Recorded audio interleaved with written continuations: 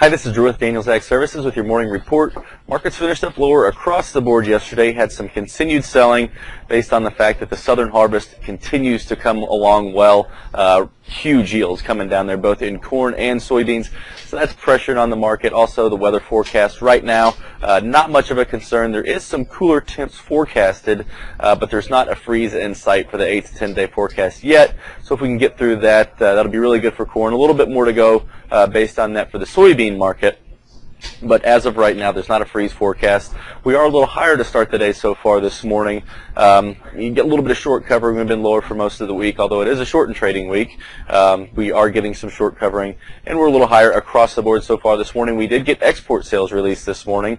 Corn and wheat were within expectations, and beans exceeded expectations slightly. So give us a little bit of a pop based on that as well. But other than that, really not a whole lot of news to report on right now. Kind of the same things we've been talking about. You got private analysts coming out with really large estimates for what the crop's going to be. They keep on adjusting their estimates and revising them to the upside. So yields are getting bigger, production's getting bigger based on corn and beans. So that's going to weigh on the market when you've got all these private analysts coming out with that. Obviously, we get what the USDA says, and that's kind of the golden rule, what the trade's going to go by. We'll get that out on Thursday. So a week from yesterday, that'll be September 11th at 11 a.m. Central.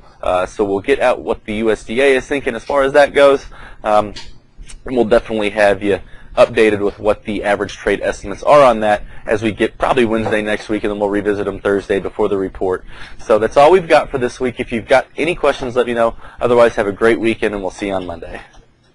This material is conveyed as a solicitation for entering into a derivatives transaction. This material has been prepared by Daniels Ag Services broker who provides research, market commentary, and trade recommendations as part of his or her solicitation for accounts and solicitation for trades. Daniels Ag Services, its principals, brokers, and employees may trade in derivatives for their own accounts or for the accounts of others. Due to various factors such as risk tolerance, margin requirements, trading objectives, short-term versus long-term strategies, technical versus fundamental market analysis, and other factors, such trading may result in the initiation or liquidation of positions that are different from or contrary to the opinions and recommendations contained therein. Past performance is not necessarily indicative of future performance. The risk of loss in trading futures contracts or commodity options can be substantial, and therefore investors should understand the risks involved in taking leveraged positions and must assume responsibility for the risks associated with such investments and for their results. You should carefully consider whether such trading is suitable for you in light of your circumstances and financial resources. You should read the risk disclosure accessed at www.danielsagservices.com. Daniels Ag Services is not affiliated with, nor does it endorse any trading system, newsletter, or similar service. Daniels Ag Services does not guarantee or verify any performance claims made by such systems or services.